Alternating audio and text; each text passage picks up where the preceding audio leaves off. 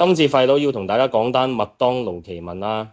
話說有個港男喺 M 記食緊嘢，竟然俾遊客潑垃圾搞事，最後要經理出嚟正義 KO，究竟係乜嘢事搞到咁大鑊？等我廢佬同大家一齊食住花生睇落去。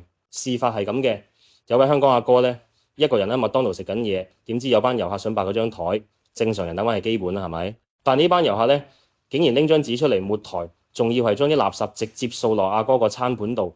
哇！呢個動作真係睇到我都火滾啊！唔好意思啊，我哋唔識廣東話，跟住仲要若無其事咁拆自己帶嚟嘅薯片同杯麵出嚟食。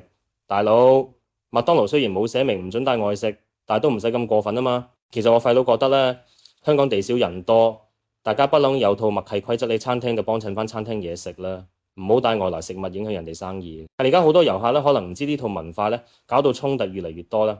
今次單嘢最好笑呢係個阿哥冇同佢哋嘈，直接揾經理出嚟處理，個經理都好果斷，即刻請班遊客離開。呢下真係大快人心。不過我都要提醒大家，遇到呢啲情況，千祈唔好自己出手。你潑水又好，鬧戰又好，隨時被告襲擊或者公眾地方行為不檢，最好學呢位阿哥咁問職員處理，唔好為咗一口氣搞到自己要上法庭啊！後生仔冷氣係涼，但個心要熱啊！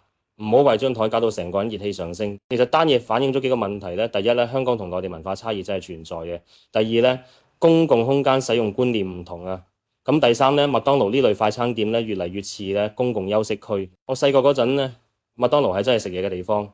而家有人喺度打機做功課，甚至個開會嘅時代真係變啦。所以話各位街坊，下次喺麥當勞見到有人帶外來食物，唔使即刻爆血管嘅。學我廢佬咁飲啖可樂，食條薯條，睇下廢佬廢噏笑下就算啦。記住 like 爆我個 channel，訂閱加通知鐘仔，下集再同大家吹過，拜拜。